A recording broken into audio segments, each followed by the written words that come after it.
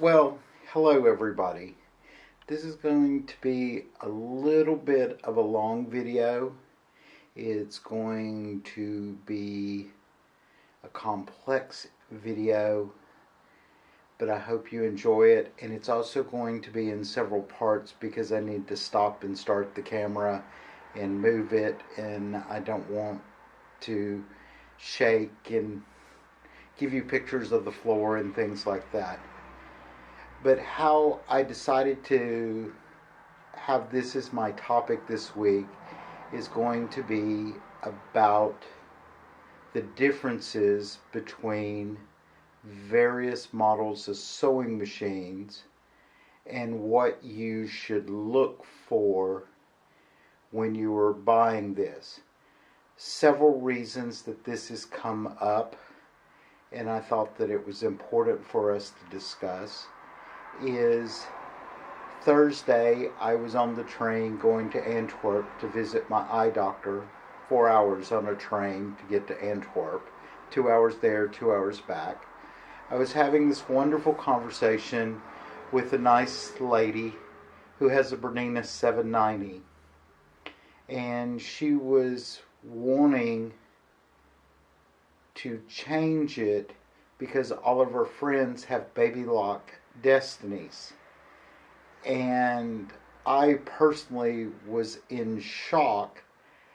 I hope that I did not offend this lady because there is nothing wrong with the Baby Lock Destiny.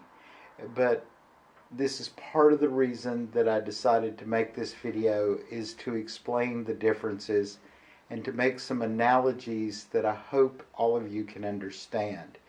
And also, several people in our group has been discussing wanting to buy a new sewing machine. So I thought maybe this was the time to have this conversation. Personally, about 7 years ago, I had a medium-sized stroke.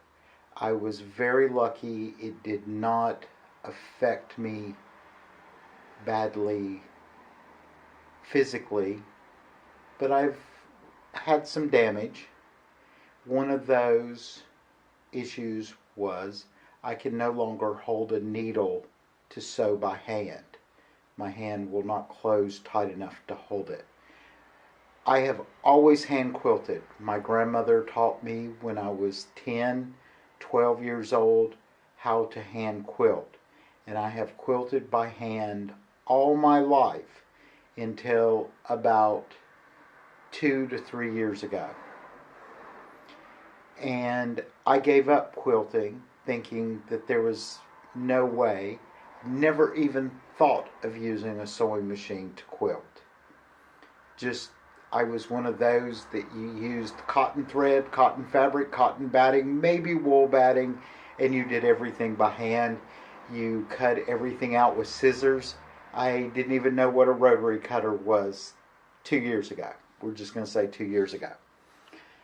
A friend of mine in Germany said, well, why don't you quilt by machine? Well, I have learned that my stroke has affected me more ways than just holding a needle. I have a hard time holding concentration. I have difficulty getting my hands and arms to do what I want them to do when I want them to do it.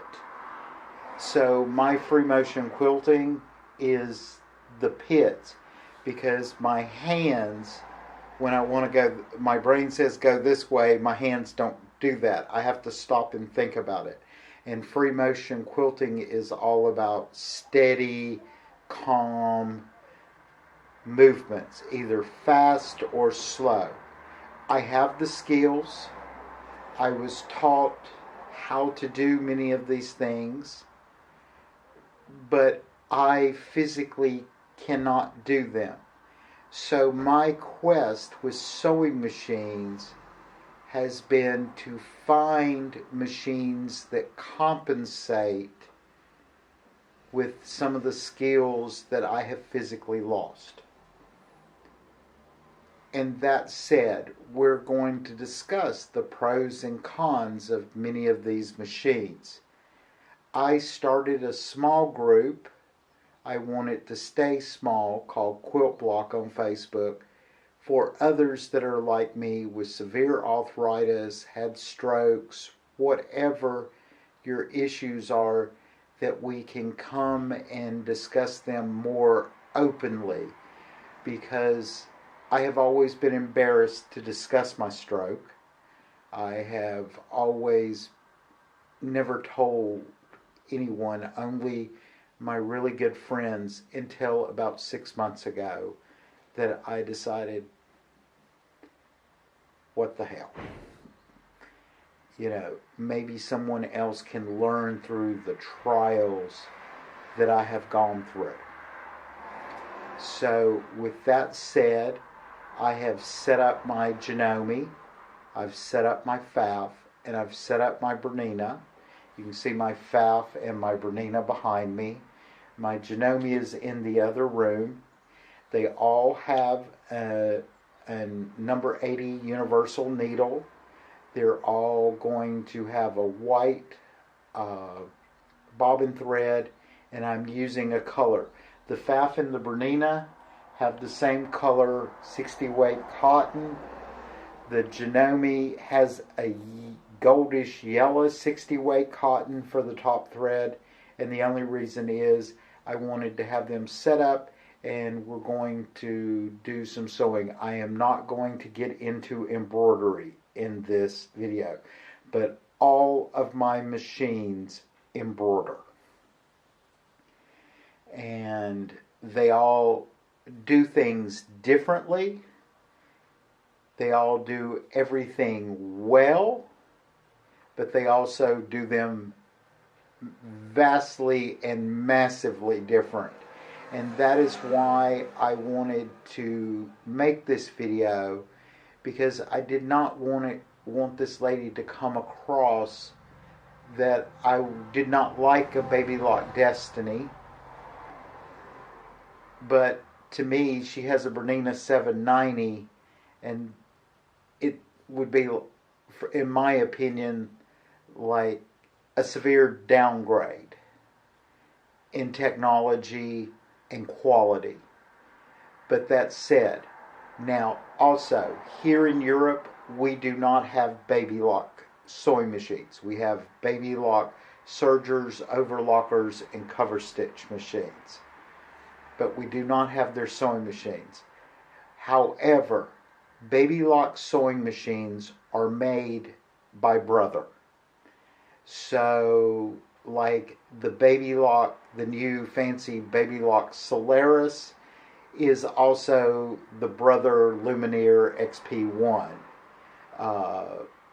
I forget which of the Baby Locks is the Dream Machine from Brother.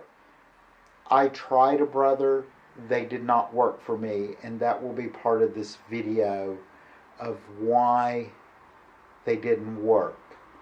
And I guess since we've brought up this topic, I'll talk about Brother and Baby Lock, why I did not choose those machines. I went to a reputable Brother dealer twice for a demo. When I demoed the Brother Dream Machine 2, which is supposed to be the cat's meow, in my demo, doing very simple things to test to see if I liked the way the machine functioned, I broke 2 needles. And then I froze the interface. Thinking, and even the dealer was like, this never happens. So I left. I went back because so many people, individuals, like their Dream Machines and their big Baby Locks, that I went back. I froze the interface again.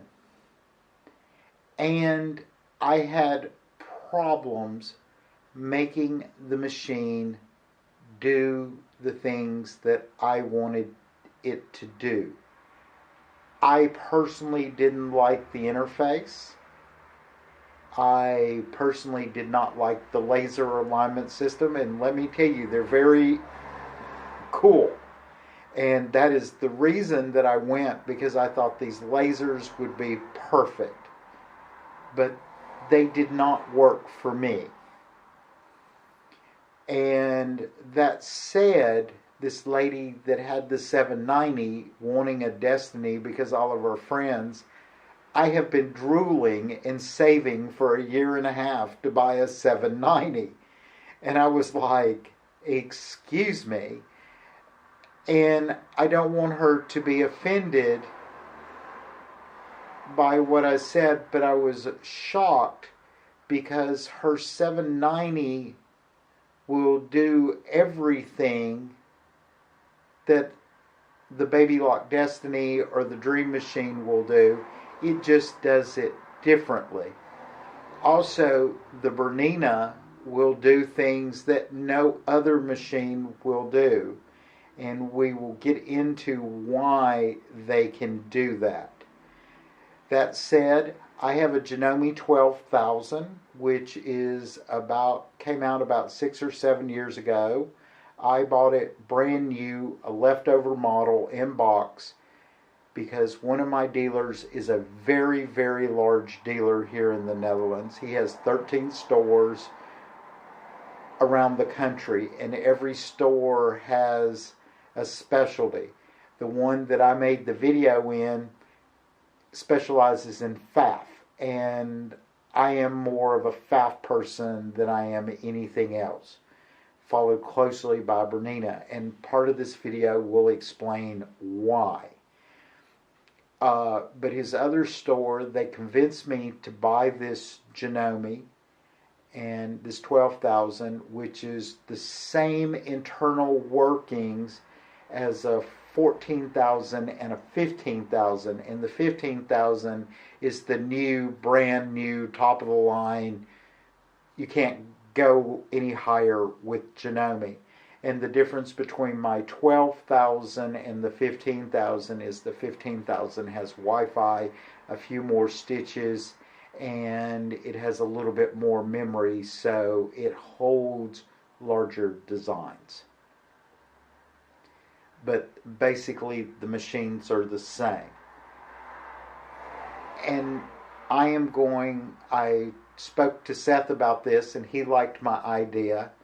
I'm going to use a car analogy so maybe most of you will understand. Brother and Baby Lock are like Toyotas. They're great machines. They work. They make machines from the $99 Walmart special, which will equate to a Toyota Aygo. That's what they call them here. But they're like under $10,000 car. And they're basic, nothing fancy. But then they go all the way up to their top of the line machines. And then I equate Baby Lock more with maybe Lexus. It's you get a little bit nicer dealer. You get a little bit better service, but you pay a little bit more money.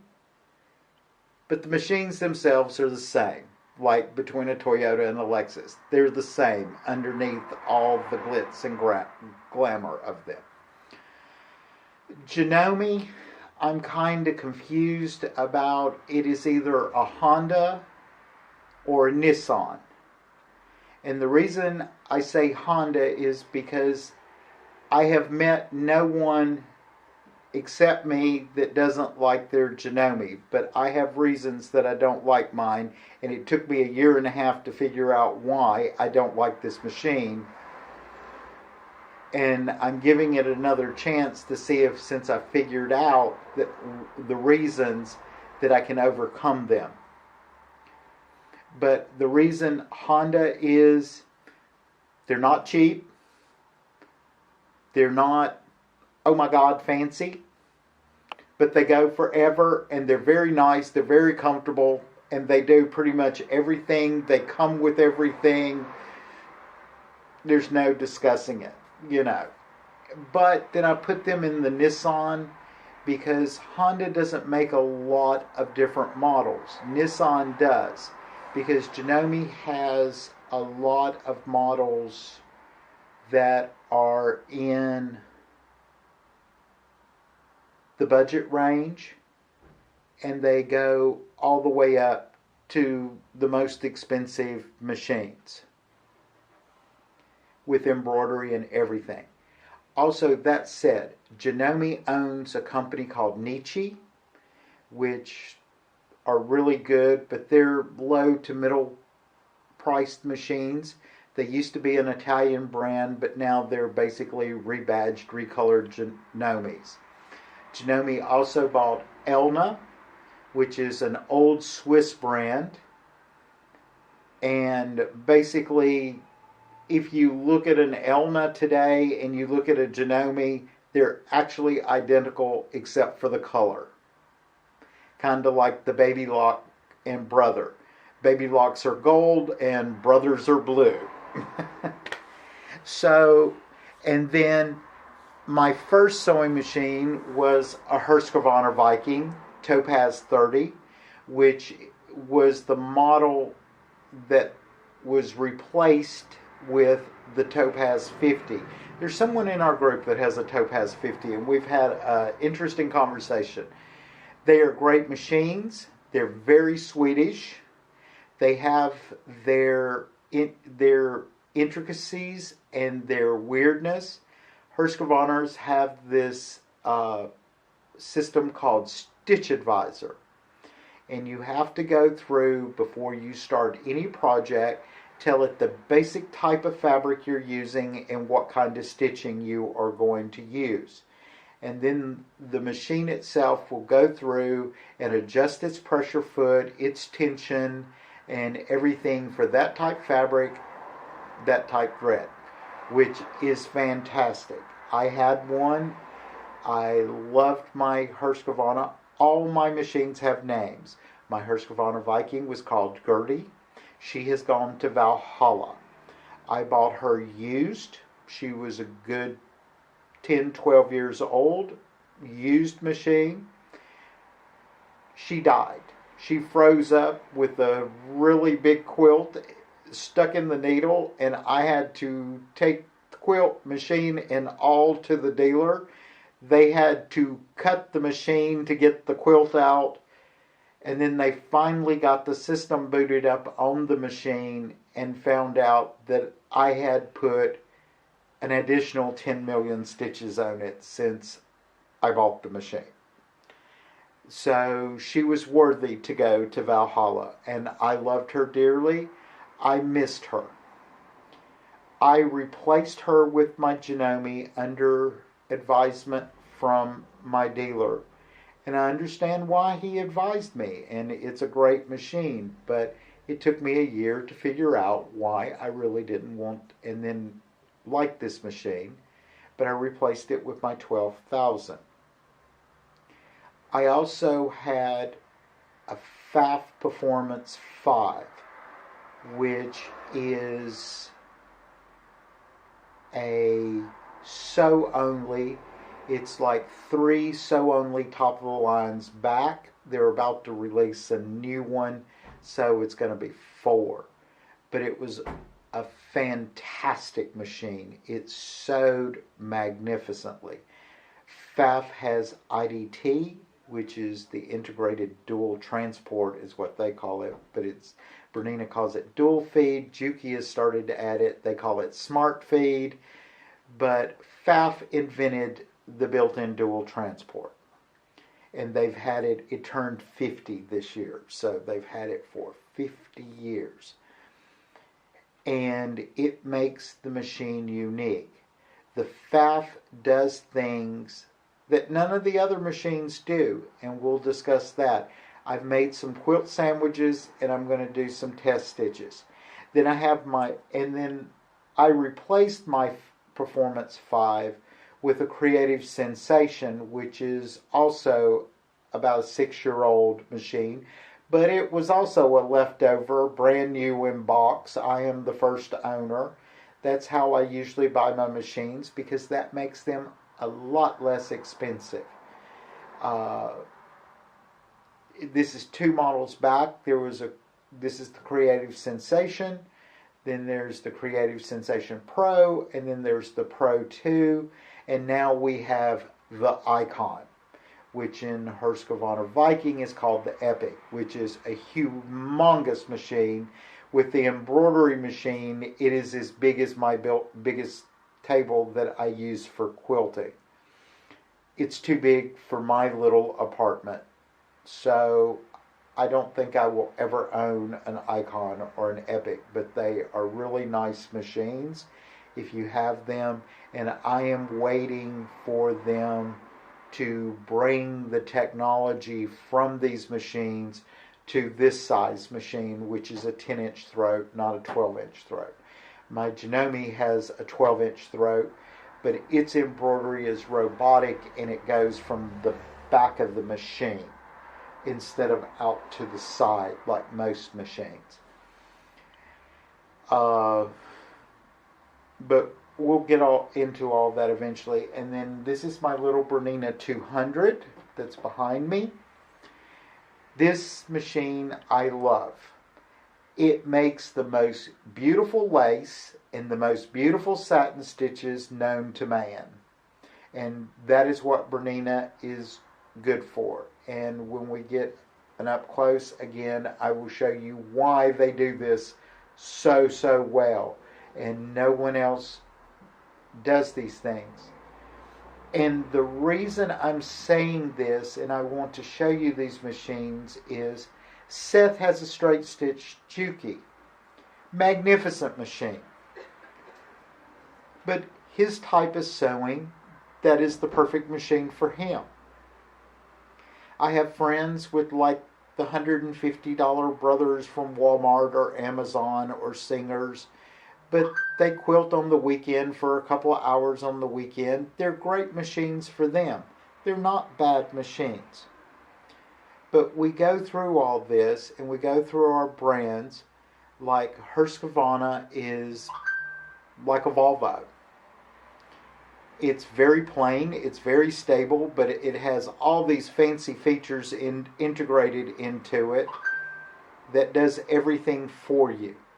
And if you're into that, then fantastic. Janome is like a Honda or a Nissan, because they have lots of brands, but it comes with everything, and it does everything, and it does everything good. Does not do everything perfect. Just like a Toyota. It's a good, comfortable car, but you don't write home saying, oh my God, I got a new Toyota. Pfaff is like a Volkswagen. It is very German. It does everything the German way. It does it a different way, and it does everything also really, really good, like the Janome or the Brother. All these machines are good. They just do things differently, and they have pros and cons. The Bernina is like a Mercedes. And a lot of people, why they're Bernina people, is Bernina feet are unique, but a foot from a 1970s model Bernina will fit on a 2018 model Bernina. And the interfaces are basically the same. This machine is from 2003. They just came out with the new 5 series this year. Last year was originally announced last year. But the older 5 series in this machine, the screens are exactly the same. The layout is exactly the same, except they have nicer screens. And they have a little bit nicer bodies. But the embroidery arms have not been changed since this model. So the 200, the 730, the 6 series, the 4 series, the 5 series all use the exact same embroidery module, and they've never been changed. The 165, the 170, the 180, which look very similar to this machine, have a different system in them. But they were the old originals. And if you have any of those three, the embroidery module fits on any of those three. There is a hybrid out there called the 185, and it is unique and it is special, and only the parts for the 185 work on the 185. And it was when they were transitioning from the old system to the new system that they kept for so long. And now with the new 5 series, they've upgraded the embroidery arms modules and they're brand new. And seriously, there was no reason to upgrade my 200 to a new 580 because there was not enough difference in those machines to warrant the price. Now, they have the new 5s. I'm about to upgrade my Bernina. But I love this Bernina. Like I said, it has the most beautiful satin stitches and it makes the most beautiful lace I have ever seen. So that said, I'm going to end this part and then I'm going to move to the Janome and I'm going to go through the menus, the accessories, and the test stitch, and I'm going to go through each one of these machines and show you why they're unique and why you might consider them for you to think about where you want to spend your money and why you want to spend your money. Oh, and I forgot, Juki's. Magnificent machines. They're like Subaru cars. The people who own them absolutely love them, and they know why they love them and why they own them. And they're a different breed of machine, but they're wonderful. And if you sew with the techniques that work best with Juki, like Seth's straight stitch machine, then they can't be beat for the price. So that said, I'm going to sign off and then I'll come back with the Janome set up and ready to go. And like I said, they all have 60 weight cotton, colored on top, white in bobbin, but the Bernina, the Pfaff have the same color. The Janome has a gold color, and the reason is so I could have them all set up and do this readily because I'm about ready to start using my machines to make Christmas projects, which I will start adding pictures for this. So be back in a moment. Thank you.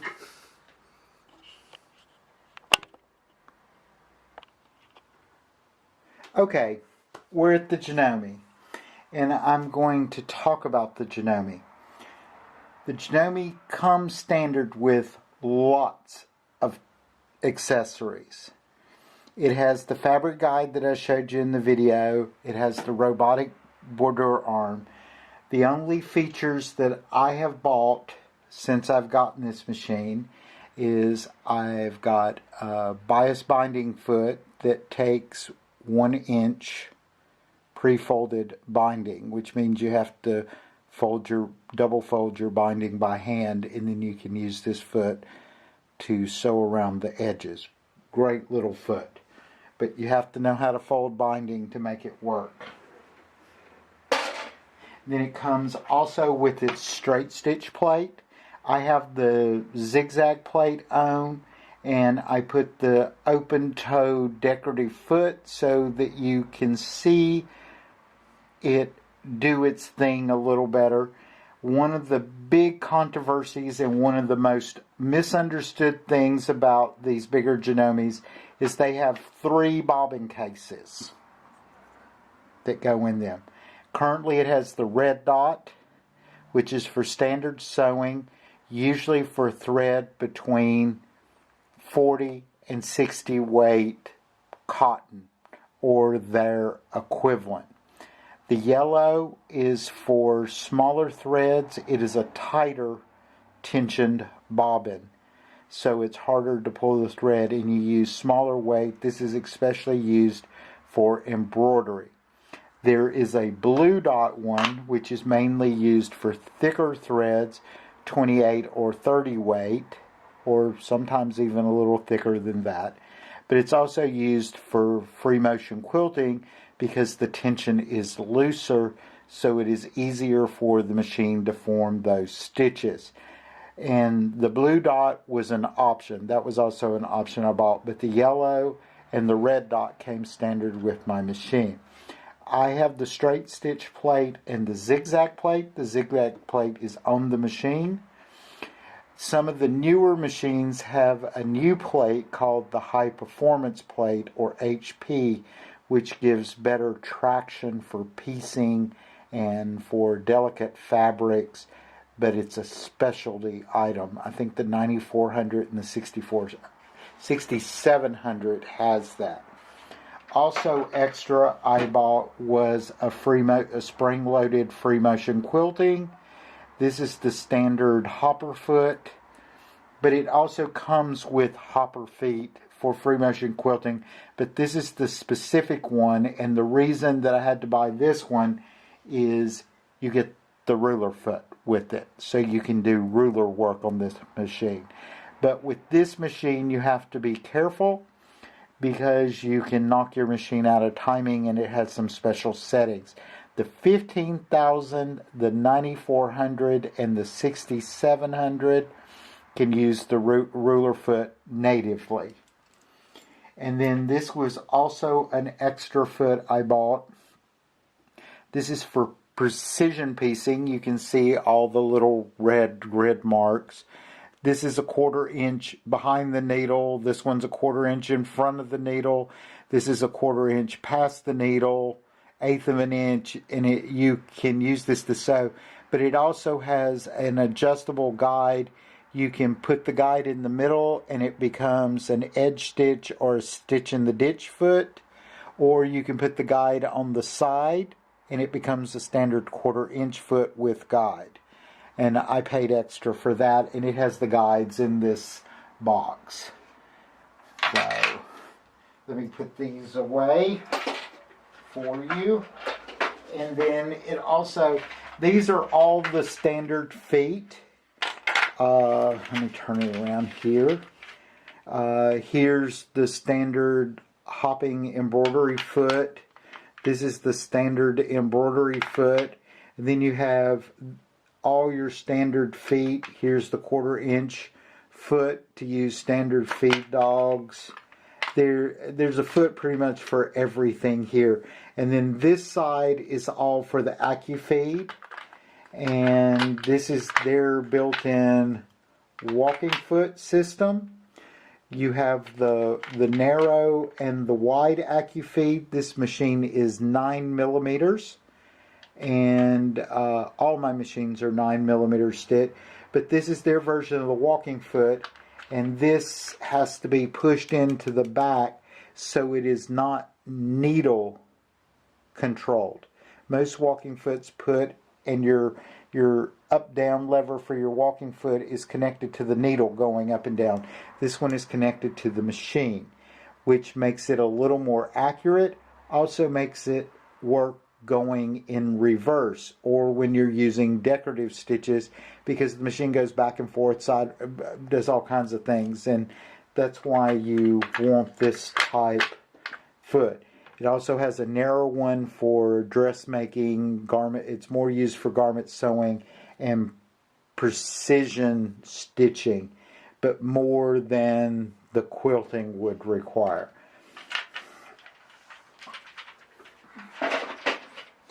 Like I said, I put the standard open-toed decorative stitch foot for you. I also last night made up some quilt sandwiches. These are 13-inch blocks with a single layer of the batting that I'm using right now is a batting from Visalina or Vilene, which is, some places call it soy mix. They call it soy flays here, but it's 40% soy waste product and 60% cotton. And I'm starting to really, really like the batting. And then it's just a standard white Benartex quilter's cotton. And this was my first time using OTIF 505 spray adhesive. So I'm anxious to try it. So this is something new for me as well. Now, we're going to move over to the menus so I can go through some of the things that make this machine special. The button down here is to change from embroidery to sewing. You have a lock button in the bottom right corner. Then you have your set and your help menu. And this is a touch screen. It comes with the stylus. It's up in the top. I very rarely use it. The first menu here is your practical stitches. But if you go to this menu up here, we're going to look at a straight stitch first. So we're going to go here, and this opens the menu. This is your needle position, the first one. This is your stitch length, and it's set to a 1.5. I've been piecing on it. And this is your tension. It's set at a 3/0, which is a pretty even tension on this machine. So we're going to leave our needle in the middle, and we're going to raise our straight stitch to about a 3. That's a 3 millimeter straight stitch, which is 6 millimeters is a scant 1/4 inch. Yeah, 6 millimeters is a scant 1/4 inch. So this is basically an 1/8 of an inch straight stitch. 2.5 millimeters for you to convert it for you quilting. 2.5 millimeters is 10 stitches to the inch. 2 millimeters is 8 stitches to the inch. No, it's the other way around. 2 millimeters is 8 stitches to an inch, and 2.5 is, I'm sorry, 2 millimeters is 10 to an inch, 2.5 is 8 stitches to an inch. And you hear a lot of them talking, this is done 10 stitches to the inch. That's basically 2 millimeter stitches. So we're going to do a quick straight stitch on this. This machine has hover with needle up down, and this is the fabric guide that I showed you in the last video, and this sets everything back to its default setting. So we're just going to say okay. This button here is what kind of, if you're going to use a double needle or a single needle, and this is for your feed dogs, and this is about color. You very rarely use these, but you can lower your feed dogs for free motion quilting. And for a quick thing, we go through here. This thing has tons and tons of stitches, but we're going to do various, but we're going to start with a 3 millimeter straight stitch. And I'm going to try to do the same stitches on all of the machines. The only one that I can't do on my Bernina is a candle wicking stitch. These have them standard, but I have to create it in the Bernina, and they're not the same. So we're not going to do them. So we're just going to do a quick 3 millimeter straight stitch.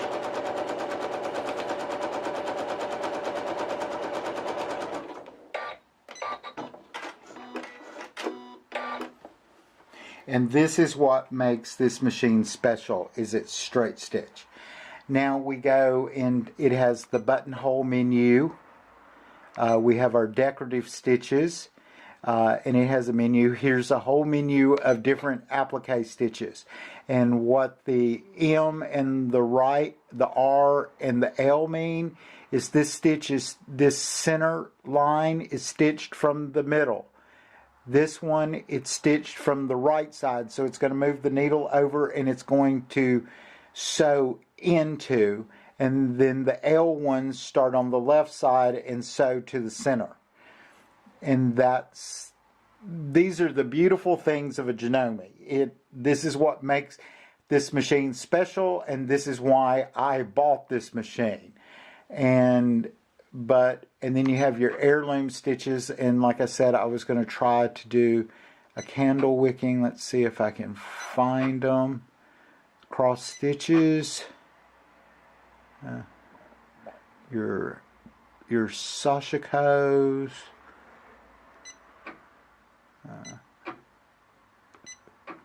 and this one has a lot of sashiko stitches.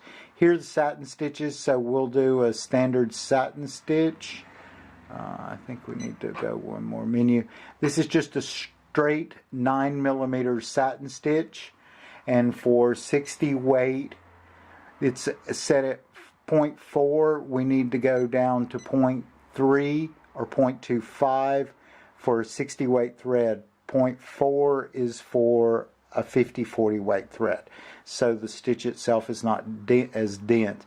And see, it automatically changed the tension, and it's moved the width of the stitch to 9mm. So it's a good wide satin stitch, and you can do one repeat, because you can get scallop satin stitch. This machine has a lot of different stitches. Like here's a curved one, here's a scalloped one, and you can do these, but we're just going to do a plain straight satin stitch on this machine. Now, this is can be a very slow process.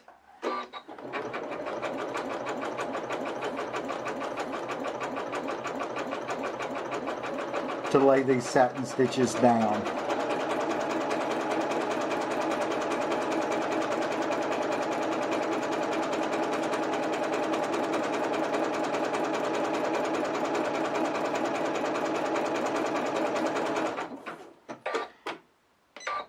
So I set this as 3/0, and I think it should be, it's close, but see, it should be, you have a little bit of spacing in your satin stitch. It should be a 2.5 here. And so, and then we have our let's see here if I can find. And then you have your decorative stitches, and this machine has Stitch Creator.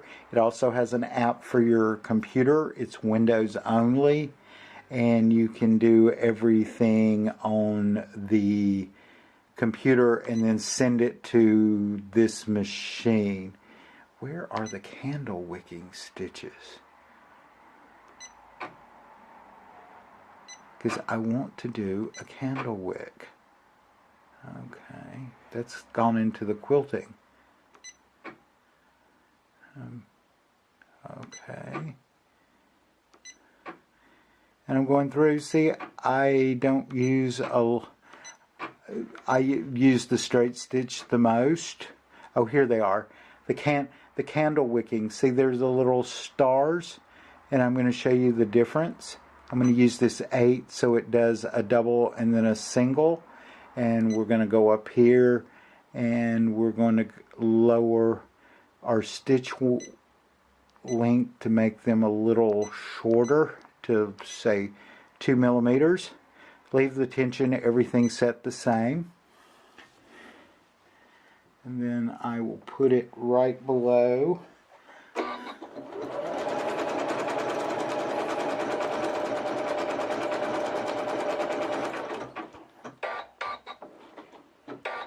So you can see that hover where that needle automatically comes up and goes down. If I stop, the needle goes down, my foot pops up. I could put another piece. I can turn this fabric or whatever to do the things that I need to do.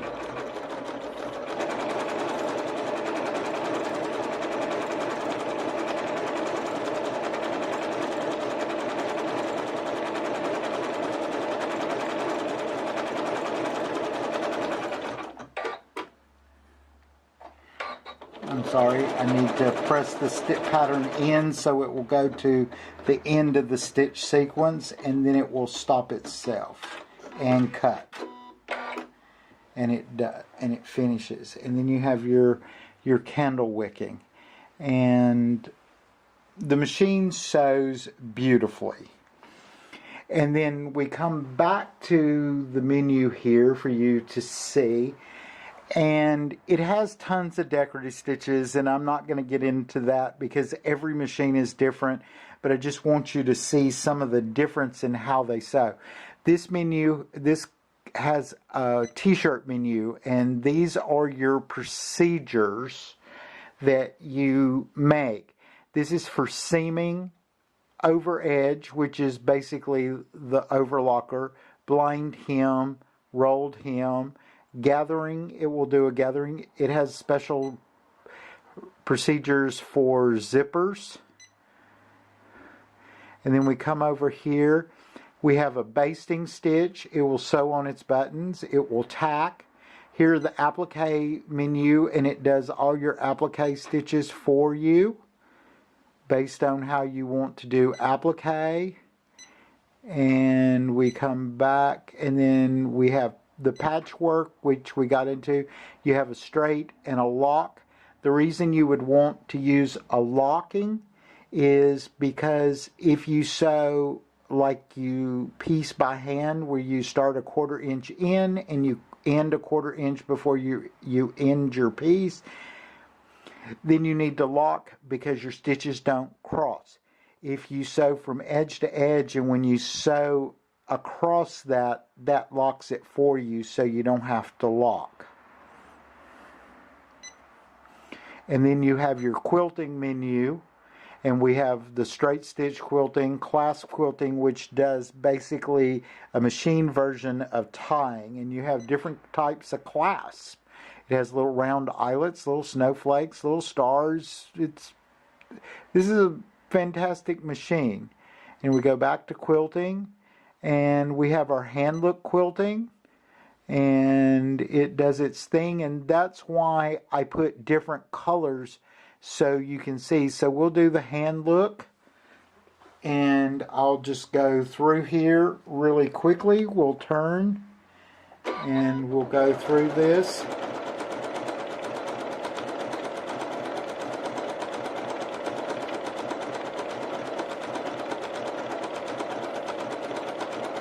Because what the hand looking does is pull the bobbin thread up, so it looks like there's a space in between, because you use a contrasting bobbin thread or a complementary. And these are all the standard defaults, but you can see how it looks like it has a gap with the way it stitches, and it's quite unique. And you have various different hand looks. So we go back to quilting, and you have your sculpture quilting, which is it has a this machine is very famous for its Sashiko stitches.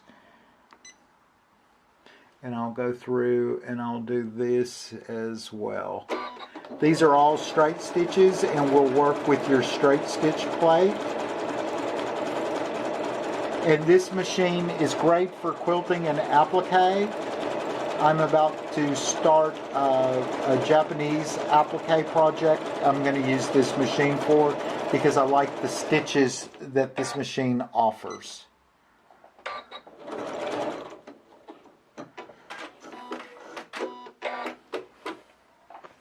And see those little, it's a triple, then a single.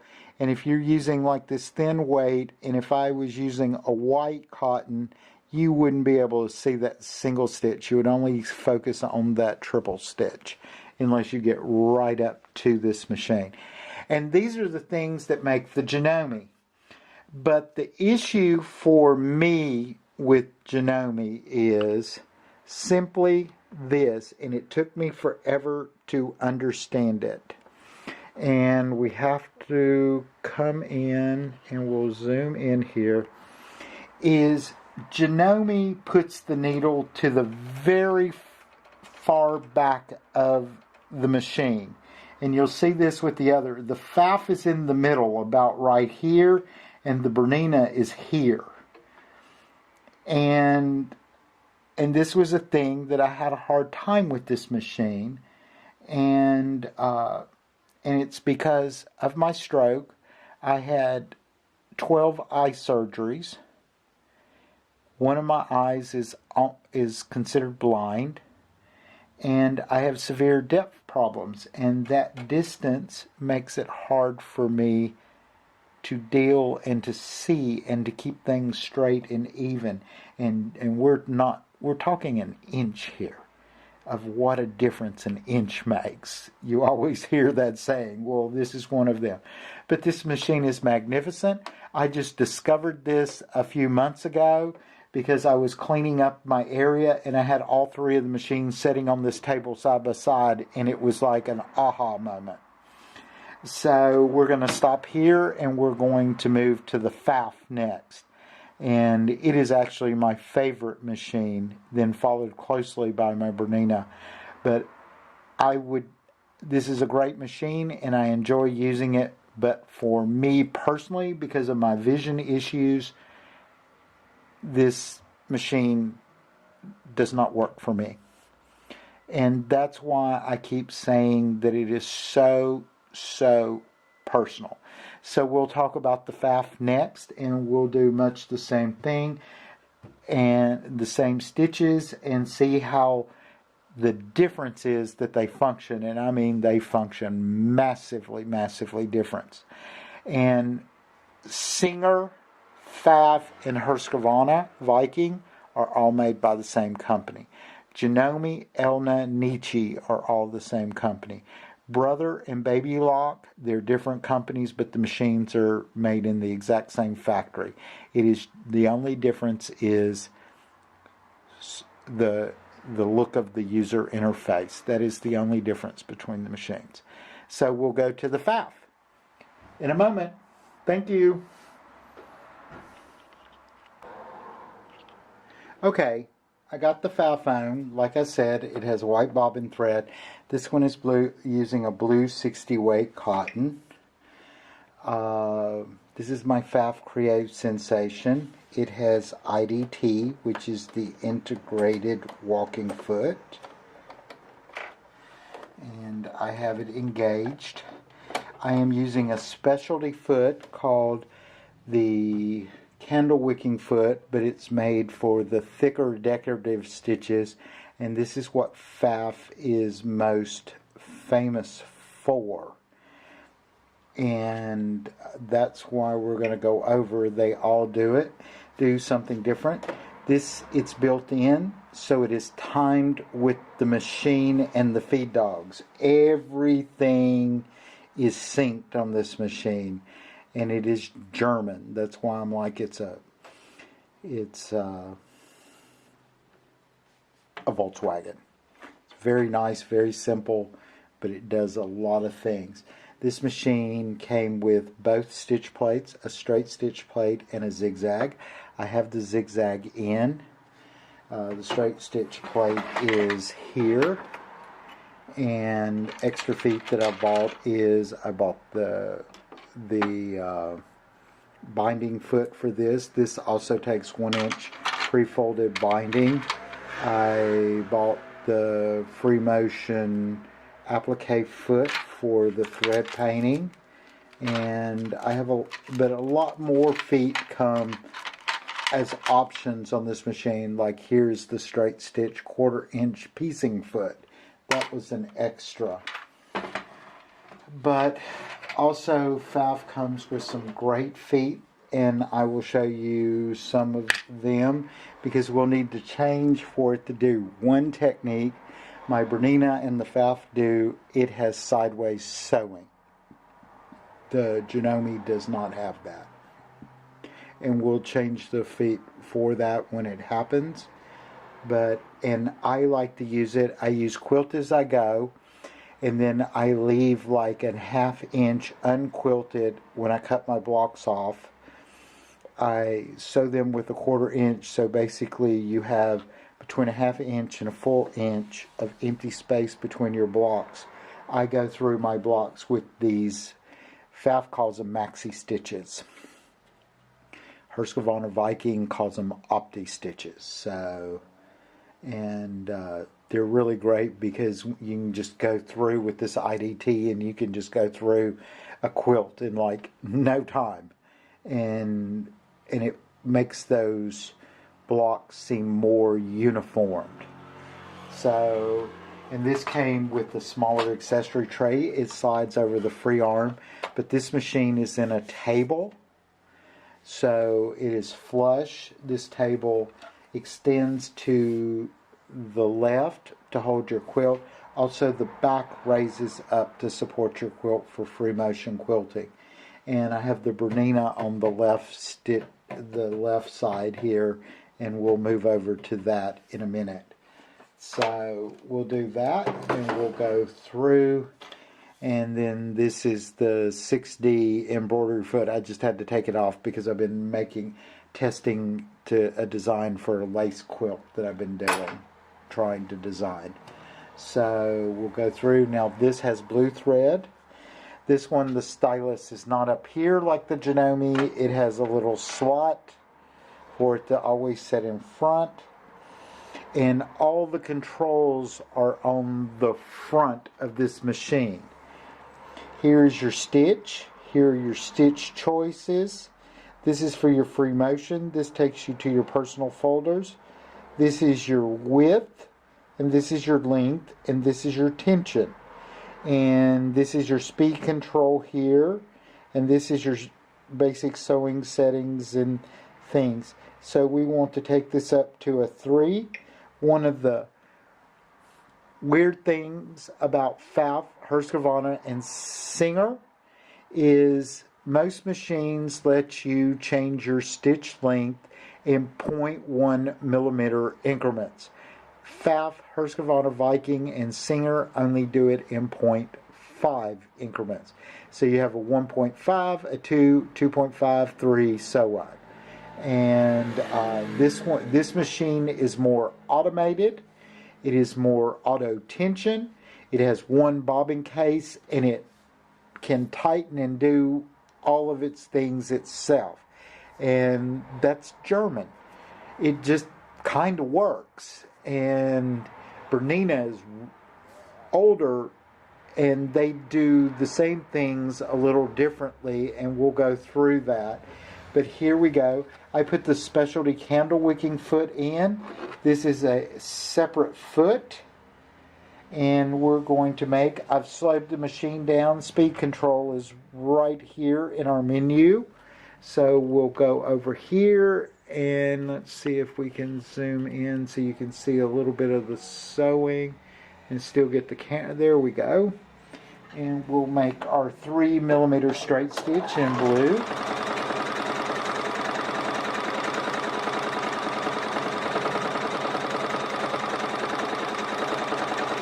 And this one has the needle up, needle down, the hover.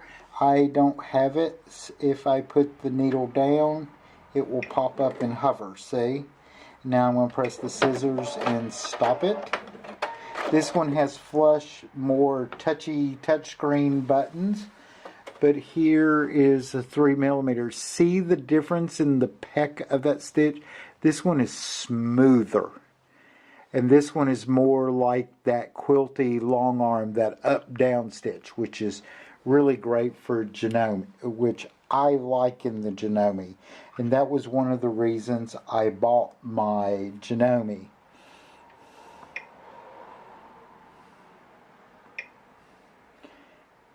Is this no, this is personal folders. X out of that. I'm sorry. And we go to our stitches. Where is our stitch? Oh, here they are. Down here at the bottom. So this one has a different type of menu. You have what they call the essentials, and it's your straight stitches, your zigzag, and then we have our hand look stitches, and then we have our cross stitch. This has a whole set of cross stitch. Then we go into our satin stitches. But on this machine, if you just want a plain satin stitch, you have to go back all the satin stitches have choices, and these are scalloped edges, and then we have satin zigzags, and we have leaves and flowers, and there's tons of stitches in this machine. So we want to do a satin stitch. So we're going to go to our zigzag, which is number 5. But we want to make our width 9 millimeters, which is as wide as it will go. But we want to bring this down. Okay, it's not going to let me do. Okay, this one lets me go down. That's the zigzag. We want point. Okay, so this is a 0.4 zigzag, which should make a beautiful satin stitch, which I love satin stitches.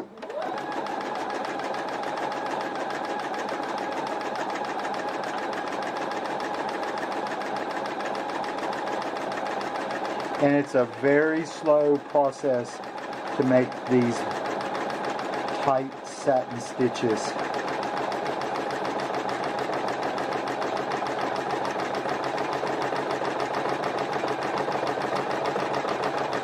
But it is moving. We'll stop it.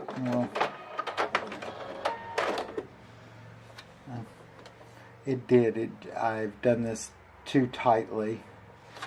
So there it goes. I popped it out. And I made a knot. Shame on me.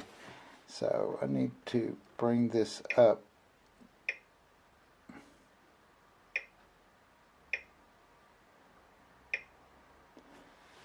Okay, now let's try our satin stitch. This may be too loose, but we'll try.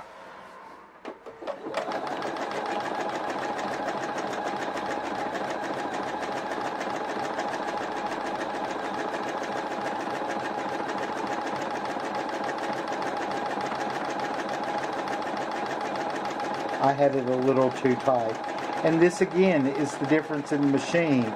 This is a 1 millimeter stitch width. In the Janome you need 0.3 to get a satin stitch. And this is how every machine is different. And the Bernina is different. But this one is, see, it's a little loose. So we can go down to 0.6. We'll go down to 0.5. We'll try it again. And you learn the settings for your machine. I was making satin stitches on my Janome the other day. And it is something that you do to make a satin stitch. But what these do, and it's very important to understand, most sewing machines, when they make satin stitches, now see, this one's a little too tight. So we would have to go back. But the tension is absolutely perfect for these. But we'll stop there, and then we'll go to, and this is something I want to show you. The Janome and my Pfaff. When you turn the needle, as it comes up, see how it just pops over and slings over? That is something that the Bernina does totally different, and it is why it is really good at some things that it does. And we'll go here, that's the satin stitch. We'll go here and we'll go to the specialty stitches. I think that's it. No, this is specialty. Optional foot feet, yes. Here are the candle wicking on my Pfaff, which is, and this machine is totally automated, every button. There is even no presser foot back here. The Janome has one, but it's electronic. And so this is the candle wicking at its default settings.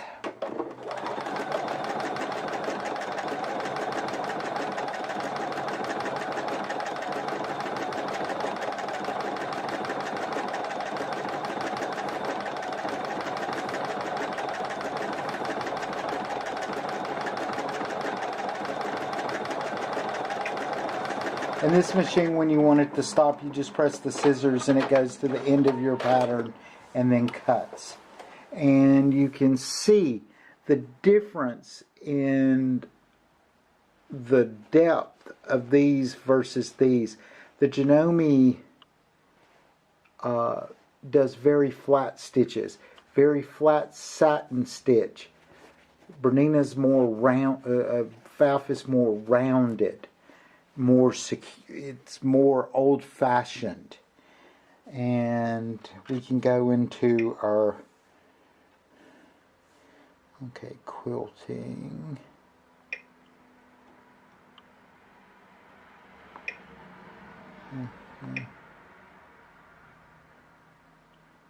Okay.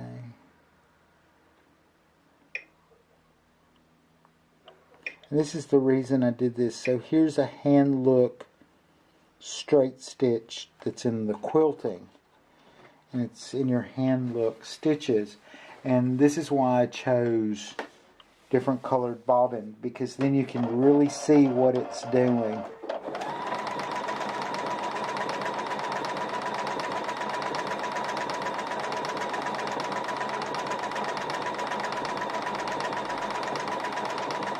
But the IDT, I don't even have to hold it, and it's going to sew a straight line.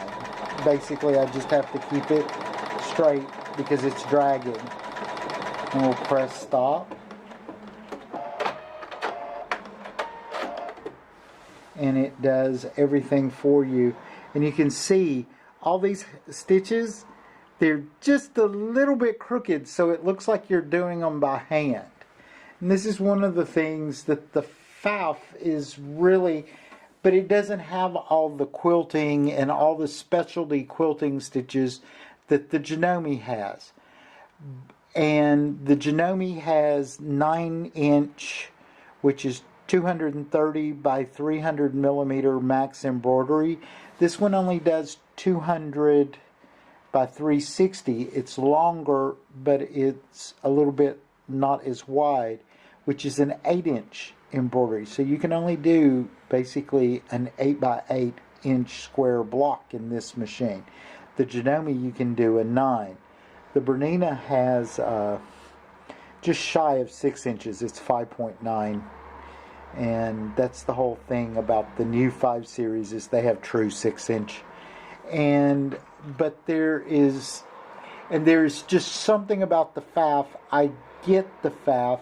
I'm used to my Performance 5, which had the screen here in the center, and it had more tactile buttons like this reverse button. And I could just use that machine without thinking. And I can basically use this one pretty much, except when I'm trying to do certain things, because like I would start with the default and then move down and find the setting that works best with the thread that I'm using. And it's interesting. Now, let's see, I think where are the here we go. The maxi stack. This one has stacking stitches, and these two stitches are made to go on top of each other. And it creates a stack. And then this is here the, let's see, hand look quilt stitches. And okay, this is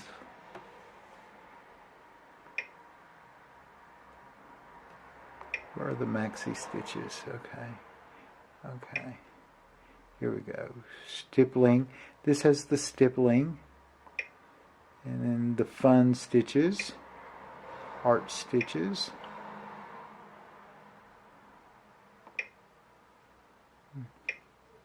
And then it has the alphabets.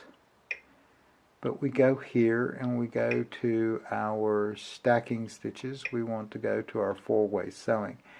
And we'll do this one. And it's going to take me. And I need the number 8 foot for 4-way sewing. And it has to be the 8 foot.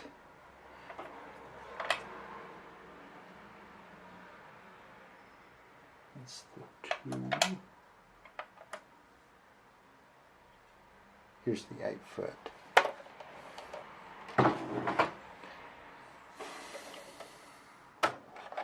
This has pop-on, pop-off feet. So we put the 8 foot. We have to disengage the IDT because IDT goes every direction but sideways. I'm waiting for them to add that.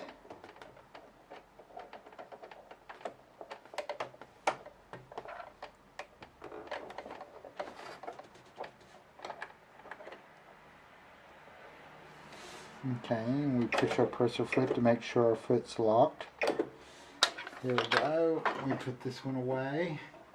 And then we'll we'll put it in the middle of our thing. And we'll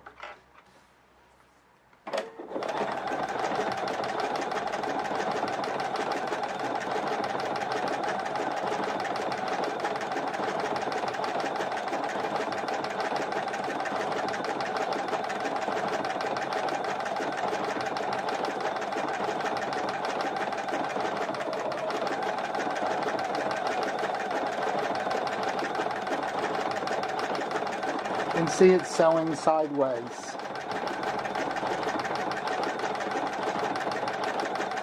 And I just moved the fabric.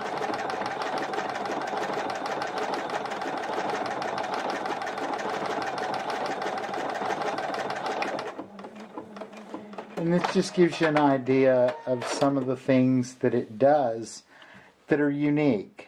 And I really like my file for the embroidery. Now, and you see how the needle is just a little bit closer. This stitch plate is much smaller than the Janome. And there's more space here, so that needle is just an inch further back. And so next we'll talk about the Bernina. The Bernina. I'll get that one all ready for. Okie doke. See you in a few minutes.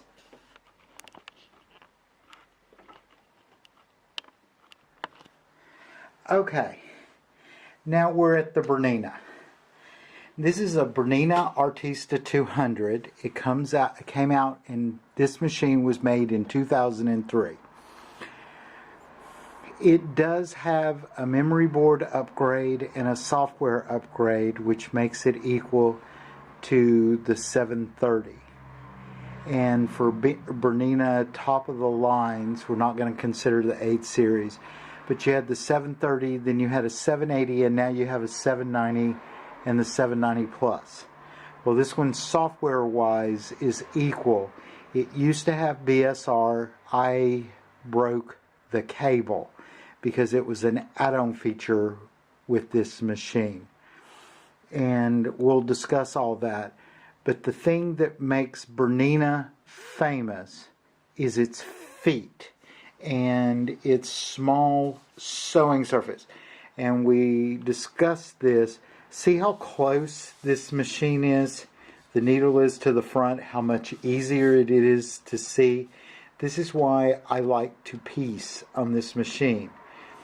It's just more accurate, it's more precise.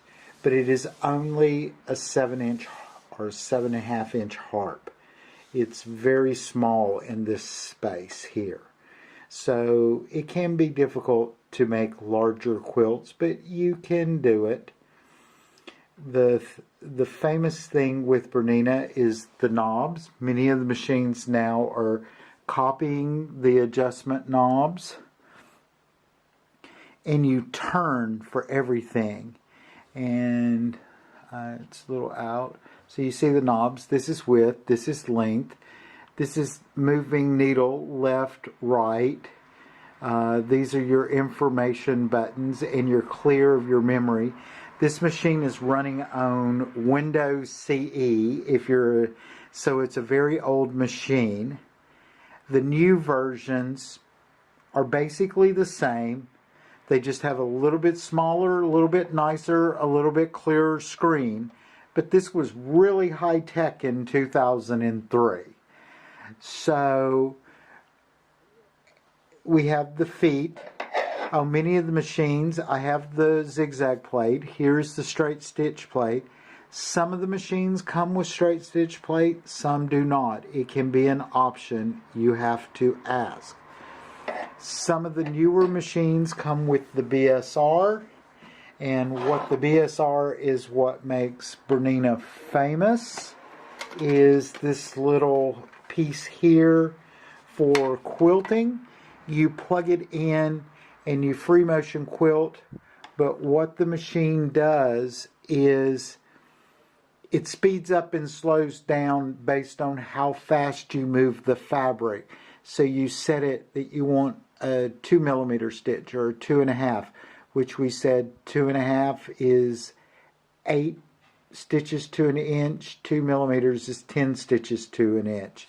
So, and it keeps your stitches very straight. It has the echo foot, it has an open toed and a closed toed free motion, and it just adjusts it. It's also great for thread painting. I broke my thing, but I have lost a lot of the ability to free motion quilt. Bernina has a very famous walking foot. This is an option on most machines. I think the 350 patchwork comes with the walking foot, but Bernina has a great, and like we talked about, see, it connects to the needle up-down bar. And I'm going to do a video on the difference of all these walking feet. But then Bernina is famous for its patchwork feet. Let's see, is this? No, that's not the patchwork foot. They have the 37D, which is the old model with a guide. They have a 57 with a guide. And then they have the 97, which is their most famous. And it comes with the fabric guide, the 97D, to bolt onto your machine to make it work. I had this foot on there, so I just took it off so that we can do the various decorative stitches, because this is a straight stitch piecing foot. You can see it has the small hole in the center, but this edge right here is 1/4 of an inch. This edge is 1/8 of an inch. And it has the markings for 1/4 of an inch behind, and this marking right here is 1/4 of an inch in front, so you can do your precision piecing. And this is a D foot, which works with the newer machines with dual feed, which is similar to the Pfaff IDT. This machine does not have it. I got this on a special, and I knew one day I would upgrade to one with the dual feed, and it's coming sooner. This tells it it's a 9 millimeter foot. Bernina is famous. They have a lot of 5.5 millimeter machines. Bernina feet, old feet, fit on newer machines. So if your older 5 millimeter foot and you put it on this 9 millimeter and it doesn't have this, the sensor tells it it's a 5.5 millimeter, and your machine won't let you go bigger than 5.5 millimeters so you don't break a needle on the foot. And these are things, and I mean, even this machine from 2003 does all this. And I have to go into my safety because I had the straight stitch. I have to find it. And where is the here it is, information safety. And see, safety is manual. On my Pfaff and Janome, it's automatic. It's set to the 9 millimeter foot, but I could set it to 0 or 5.5, and I can also set it manually to my double needles. And then it asks me, do I have a standard needle, a wing needle, or a double wing needle? And we discussed those in our wing. And like I said, all this is on this machine since 2003. So we do that. And now we're going to make, and I put an open-toed applique or darning foot. It is the 20C for Bernina people. And that's the thing. Bernina feet are all numbered. And you hear people talk about, oh, I love my 20 foot or I love my 97 foot. Well, a 97 foot is for, you have a black foot, which is for the old 4mm machines. You have a red foot, which is for the 5.5mm. If it has a C on it, it means it's a 9mm. And if it has a D on it, it means it works with the new 9mm dual feed machines. And the feet are all the same except for the width, and the machines know the difference. And that is what makes Bernina special. But we also, the other thing that makes Bernina special is the needle. And I'm going to move this camera a little bit and zoom in on this needle, so hopefully you can see what I'm talking about. And let's see here. What did I do? There it is. Gotta focus. So you can see that needle. And when I turn this knob, let me put it to a 9mm zigzag so you can really see this. Okay, there we go. And it's set. Okay, so I made it 9mm. So when you roll this down, this is a thing that Bernina does. When you roll it down and you come up, it goes straight up all the way. And then when it gets to the top, okay, it's doing something in the same. When it gets to the top, it moves over and makes the next stitch.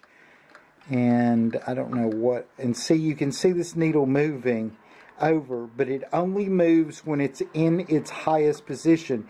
It does not swing like the other ones.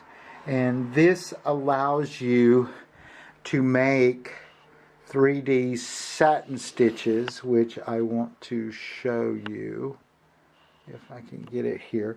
I made this quilt top and I cut it wrong and I'll never finish it, but I made this quilt top. The flower here was done in embroidery on the Bernina, but these raised satin stitches, which are 5 layers of satin stitches on top of each other, which give it like a corded satin stitch foot without the cording, is all done by hand on this machine. And because that needle goes all the way up, you can do thicker stitches and old techniques, because that needle goes all the way up and then moves over instead of swinging. And when it swings on a thicker stitch, it might get caught because it may not be in its highest position. But that is the Bernina thing. And then other little things about the Bernina. This is a straight stitch plate, but you see that little hole in the bottom here? That is for you. This is your straight stitch needle at the top, but there's a little hole. This is for you to use cord and to like make corded buttonholes or other type of cording, or corded pin tucks where it's wrapped under, because it pulls it up through the bobbin area as it sews it on each side. And these are little things that Bernina does that is just amazing. And that's why I consider Bernina a Mercedes. And because it just does all these things and you don't think about it, it just does them. And I mean, we're talking, this is a 2003 machine, and we're talking about very advanced, very sophisticated sewing techniques. And the new this new 790 I've been drooling over has everything. And I think when we had the beginning of why it shocked me, this lady wanted a Destiny, and I'm like, you want to give up an S-Class Mercedes for a top-of-the-line Toyota? I'm like, And I think it was more the shock because I've been wanting one for almost 2 years now, and I've been saving my money for it. But then I went to my dealer, and he's pretty much talked me out of the 790 and says a 590 will be more my speed. So here's hoping, because that's half the price. The 590 is half the price here. So we're going to do a little bit of sewing. And this is the thing. I'm going to make my stitch 3. I know this screen is just, it is so old tech, it's very hard to see. But you can make it to your 3 millimeters. And we'll do this. And this is another thing. This machine in 2003 had thread snips. It has bobbin out sensor, top thread out sensor. It has so many features that it's unbelievable with what this machine does and how it does it. So we'll start here with the 3 millimeter stitch. And I'm going to put a little space because it's blue as the same, so you can see it. But Bernina also, all their machines have needle up, down. You can push the button, which is here, that we want our needle always down. But it's also in the foot pedal. If you push down with your heel on the back of your foot pedal, the needle goes down. But this has manual pressure foot. But it's 2003. I shouldn't expect hover. So we have this set for a 3 millimeter straight stitch like all of our other machines, and we'll go. And I've also slowed this one down a little bit, but this is a much slower machine. But I always sew very slow. So here we go. We've come to the end. We press it. And then we always pull out from the back. And again, Bernina and Pfaff have very similar straight stitches. They're beautiful, they're smooth, everything. They're not that quilty look straight stitch that the Janome has. They're that dressmaking, fine finish straight stitch. And we have our decorative stitch menus on this machine like all the others. And we have our satin stitch, 9 millimeters, with all the different ones. But again, this is an older machine, and if we want a standard satin stitch, we have to go and we choose a zigzag, and then we lower our width to, well, that's width. We want, no, this is length. Okay. Oh no, this is width. We want a 9 millimeters, so we'll go to 9 millimeters, but we want to change the length. That's it. 0.2, 0.3. There we go. We're at a 0.3. So I'm going to put this one in here, like this, and then we're going to go. I hope this is right.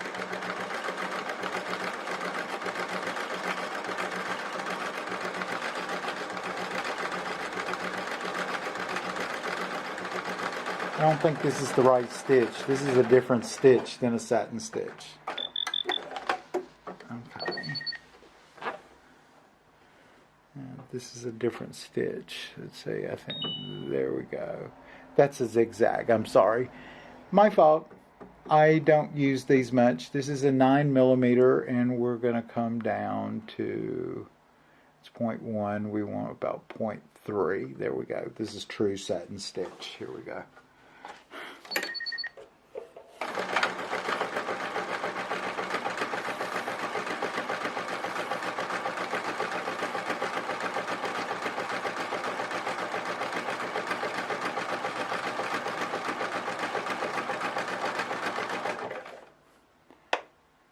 We push our needle up, cut it, we come out the back, and see we have our perfect satin stitch. And to make one of those 3D satin stitches, you do a zigzag, then a very fine, and then each time you make your satin stitch a little wider, but you lower your tension so the thread wraps around the back. And see, again, you can look at the tension, see how perfect this tension is? And then we get into some of the decorative stitches. This one does not do candle wicking, but the 700s are the heirlooms that it has. So we go to the 700, and it does like a little vintage Bartak stitch that is its version of these candle wicking stitches. And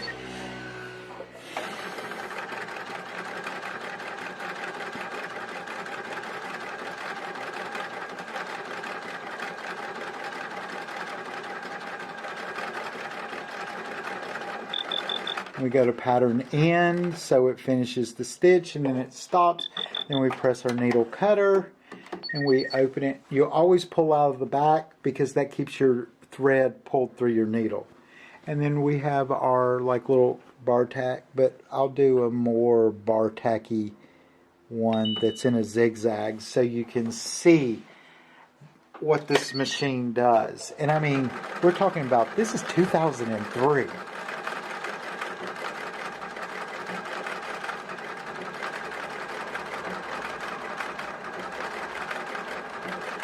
And it tells you the recommended foot. It does a lot of things.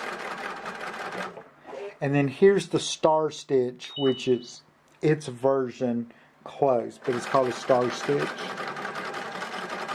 And it does a magnificent, beautiful job. But again, it's from 2003. I can't fault it for what it does and what it doesn't do. And I have to let my foot off the foot pedal to get it to cut. But see, here are the stars, again flat, but then you have these little decorative stitches.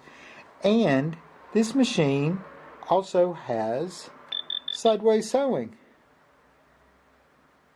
See if I can find the...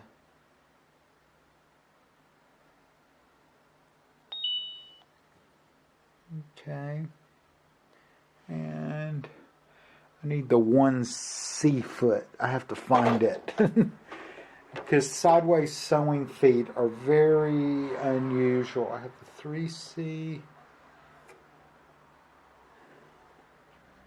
I'll try it with this foot. It may not work, but we'll try. So you can see it through this open toe. And like here's a little music note, and we'll put it in here.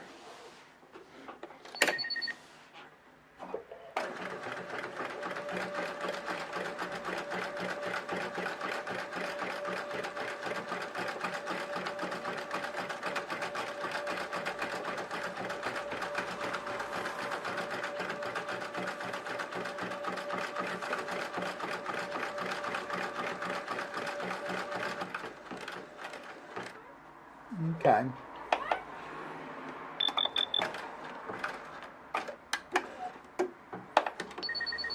See, made a little note, and it has. I'm going to try to find this maybe in here. 501. Yes, here we go. Quilt stippling.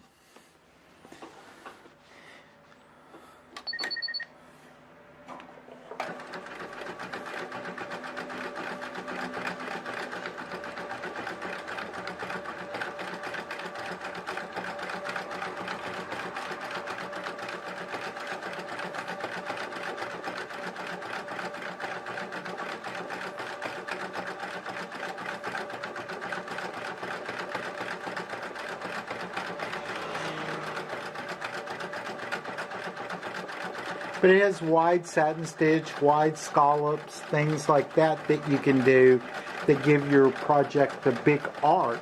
This is like a free motion stippling stitch. and it sews sideways, but it also has the setting that you can sew any stitch sideways or at an angle.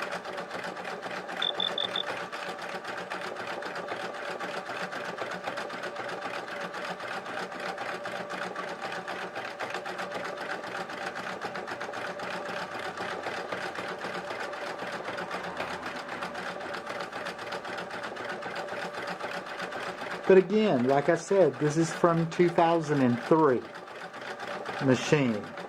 And that's why I'm also not against people investing. I got this one new in box about a year and a half ago. I got it about the same time I got my Janome. And it was given to me as a incentive to buy my Janome. So this machine was basically free. And the reason my dealer gave it to me, he found 2 of these in his warehouse that they lost and forgot. And I told you one of my dealers is a big, big dealer. They lost 2 of these machines in their warehouse.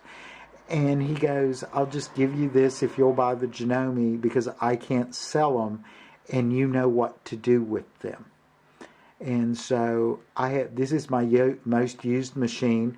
I used it last year to make Christmas lace like snowflakes and icicles and little things to give as little gifts for Christmas.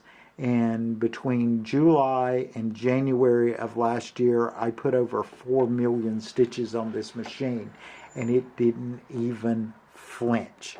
It did not squeak. It did not need oil. You just oil it every now and then in the bobbin area, and everything is okay. And it takes care of itself. And let's see, this one didn't cut this time.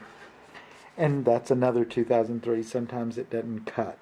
But here is the wide stipple stitch for you that, you know, I would say it's a good 30, 40 millimeters wide instead of the standard 9. But like I said, I like this machine for how close it is because I can see what I'm doing on this machine. And that is a Bernina thing. And I like its small size. It is fantastic for piecing. There's a lady in our group that has a 1970s Bernina 830 record.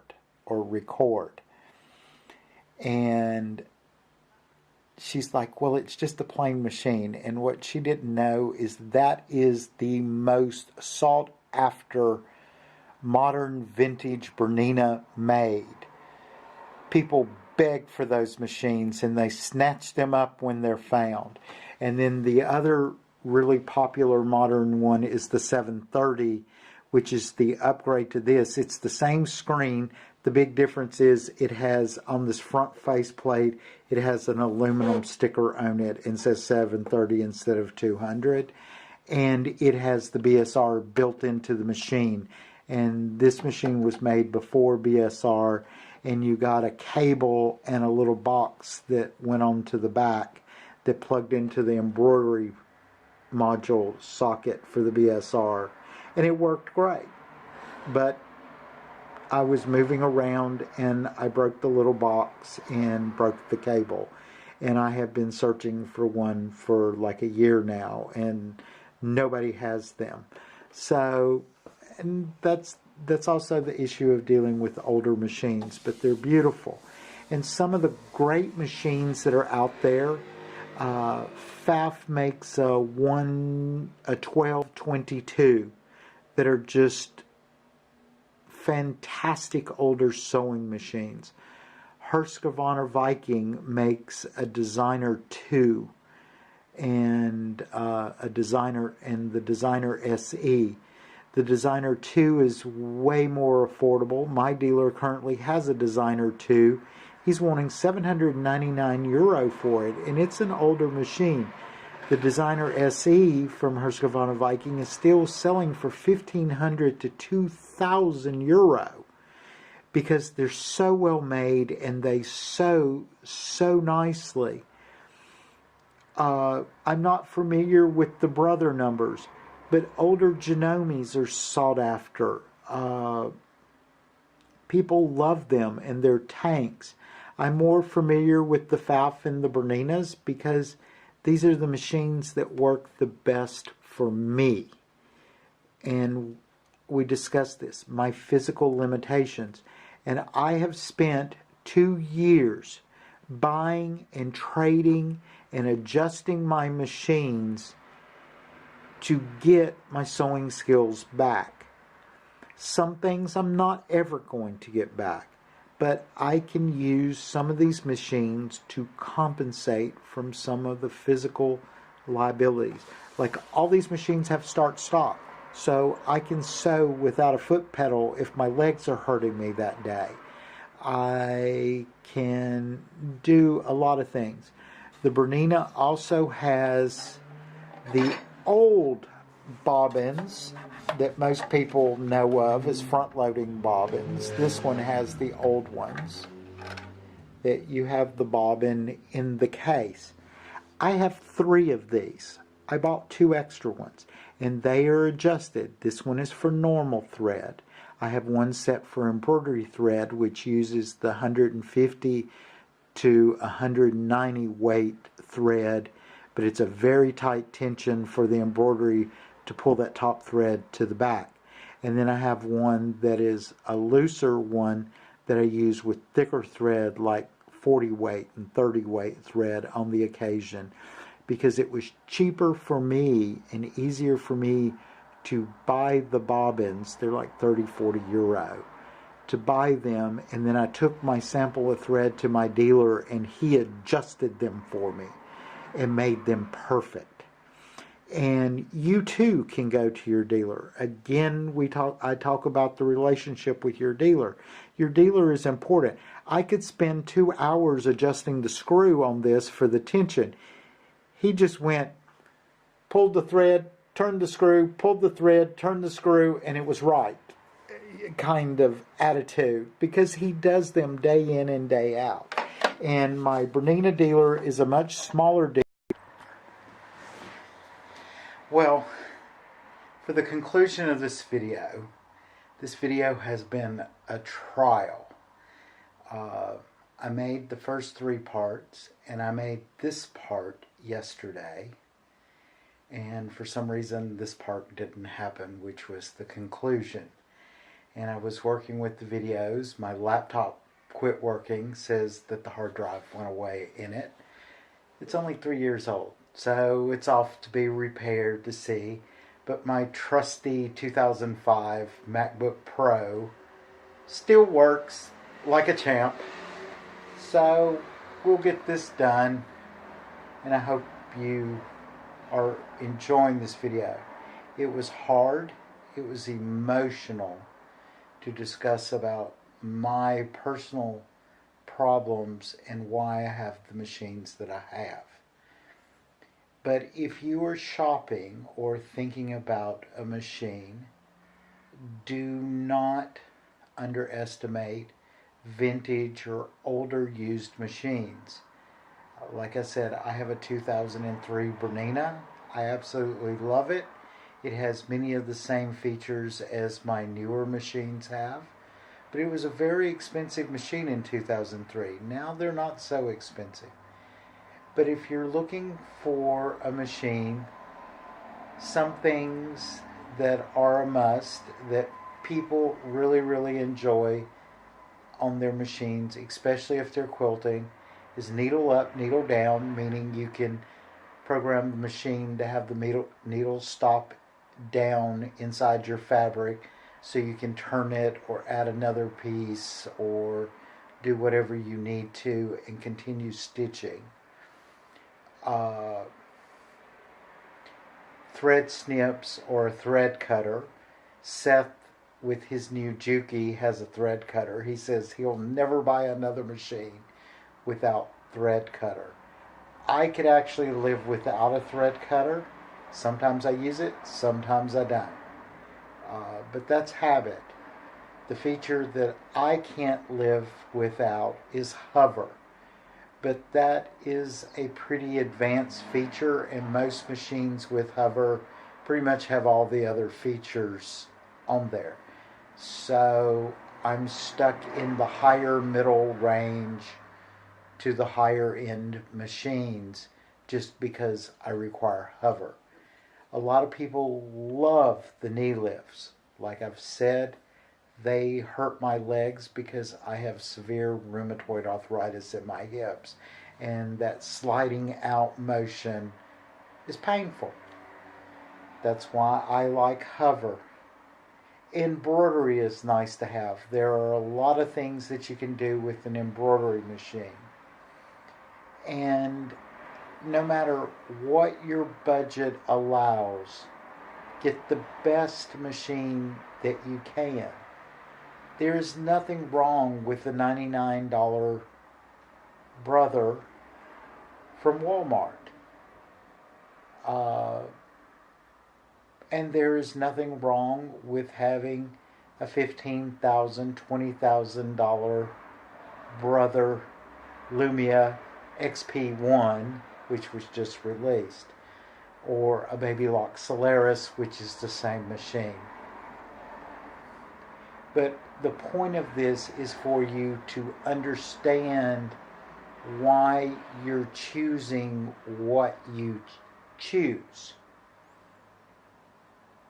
I personally prefer sewing on a FAF, but there are some fantastic features on my Janome and on my Bernina that make it worth me owning those machines.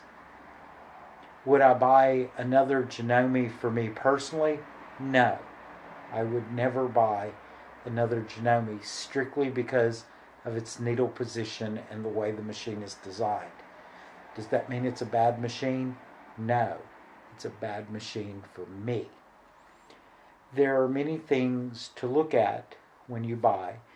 The big features are, like I said, needle up, needle down, thread snips, knee lift. You want a good straight stitch. Everything else is negotiable. There are many older vintage machines out there. Many people love the Singer 201s and 301s. I think there's a 305. They call it the Rocket, and it has the Art Deco slant. It's really cool looking. They're wonderful machines. Their Brother makes some in that line. I'm not perfect to them. Janome has many machines in that line. In America, there's a company called White that made fantastic machines, and they were absorbed by Janome years ago, and many of the Whites that were sold to via Sears under the Kenmore name are actually older Janome machines. Nothing wrong with those machines. They're great.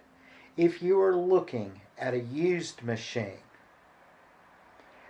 when you test it, if you cannot plug it in and make sure it works, like you're meeting in a parking lot from a Craigslist at the post office or the police station, because please do not go to any stranger's house or invite strangers to your house. Find a neutral place.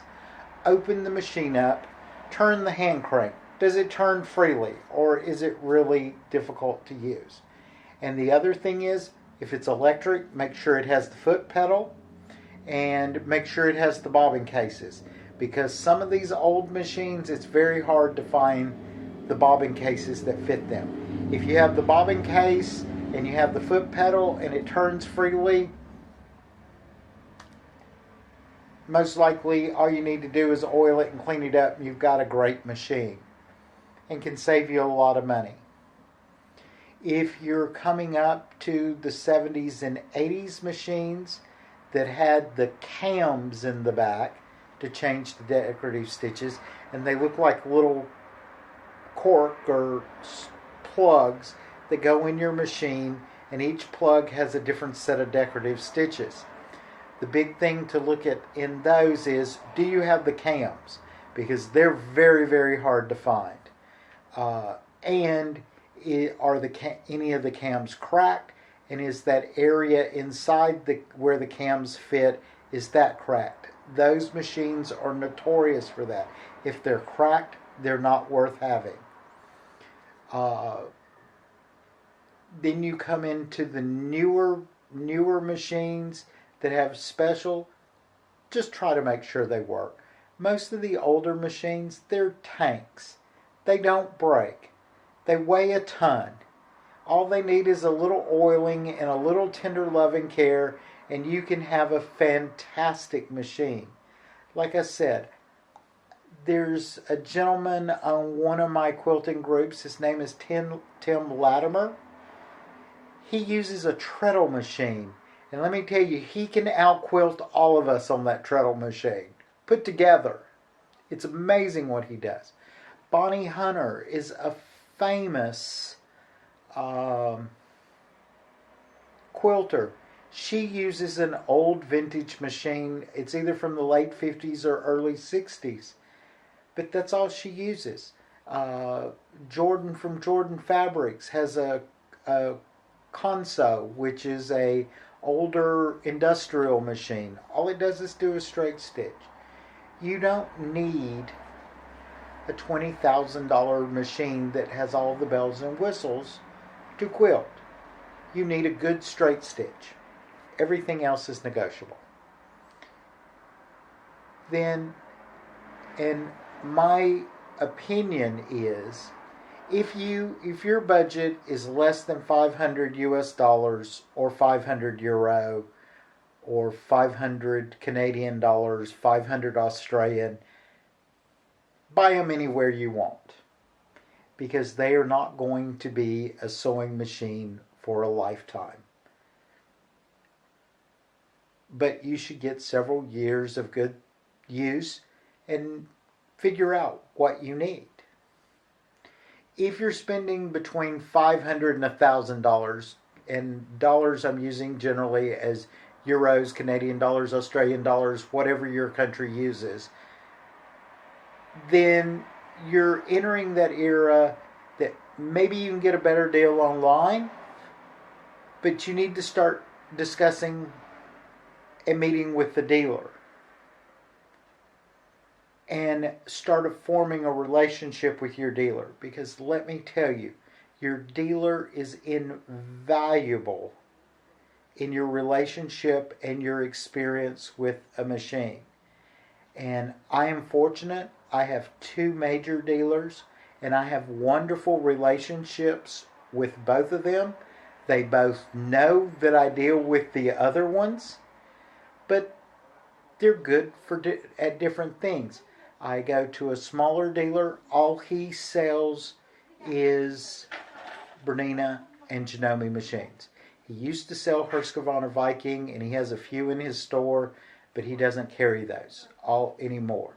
He sells Janome and Bernina. And I asked him one day why he didn't have like the 12, 14, 15,000 Janomes. He has the 6700, which people love. He has a 9400, and he goes, I haven't sold any of those.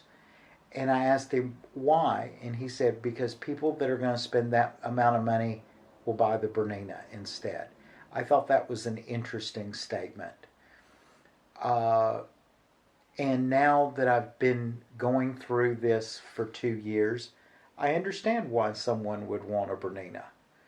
There's some really special things. They're not perfect machines, do not get me wrong, but there are things that a Bernina does so differently that they can be worth the price. Janomes, they're fantastic. My Janome sews magnificently. My issue is that space between the needle and me, and it's fuzzy in my vision. It's just a little too far. And that's my issue. And that's why I will not have a Janome, because that's a personal thing. Nothing wrong with the machine. I personally love my Pfaffs, but their needles are the same. They're not as far as the Janome, but they're not in front like the Bernina. And I know in years to come, my vision is going to be so bad that I'm not going to be able to use a FAF either. But again, that's personal. But I love my FAF for the stitches and the IDT. FAF is a FAF. And it's personal as well. My grandmother taught me to sew when I was 12, 15 years old on a FAF 260. So FAF is ingrained. A lot of us grew up sewing with Singers. A lot grew up sewing with Janome. And that's usually what we stick with. It's like cars. And the thing is, the accessories move forward with you. So if you have a lot of specialty feet for a Bernina from your mother, then you're most likely going to buy a Bernina, because Bernina feet are not inexpensive. Well, any sewing machine. But if a Janome or a Brother or a FAF or a Husqvarna Viking foot costs $20, the Bernina costs $35 or $40 for the same foot. And that's why I say, go test these machines. Go do the test drive. You'll find some that you absolutely just make your skin crawl. Other people will love those same machines. And ask questions. Start forming your relationships. Because my two dealers keep my machines in tip-top condition.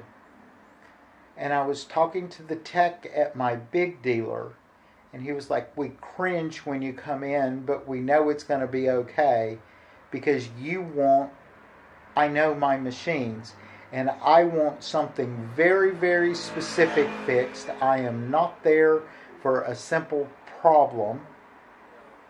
But they also know my machine's going to be clean and it's going to be easy to work on. But the problem may not be easy to fix, because it's most likely not, you broke a needle and it got stuck. I can fix those problems. Mine is, I need a software update and I want these certain options enabled in the service menu. Or I want a titanium coated razor in my thread cutter. Most people don't want those things. So, but that's my relationship. And the other thing is, a lot of people, when they are buying newer, expensive machines, and I go back to the dealers, if you're back to the money, $500 to $1,000, you may want to get it online, and you may want to go to a dealer and start forming a relationship. Because, as I've described, I would rather have a Janome from a really, really good dealer and suffer with the issues than I would a FAF or a Bernina from a bad dealer. That said. Same with Brother. I would buy a Brother from a really good dealer than I would buy a Bernina or a FAF from a really bad dealer. I'm very fortunate. I have two wonderful, wonderful dealers. And many people do have wonderful dealers. If you don't like the person, walk out. There are plenty of dealers out there. There are plenty of places.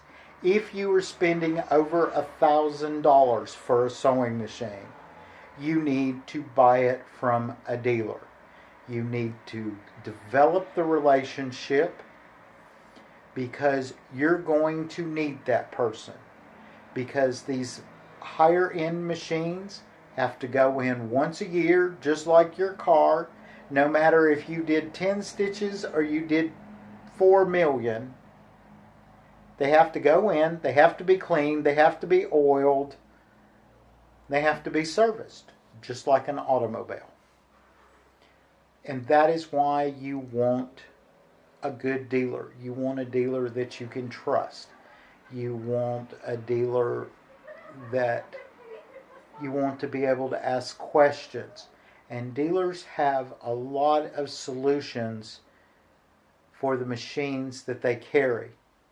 My little lady in Harlem, where I get my FAFs, She sews on a Pfaff herself, been sewing on Pfaff. So if I'm having a problem, I can usually ask her and she'll just give me an answer. Same with my Bernina dealer. Same with my Janome. And trust me, you're going to have questions.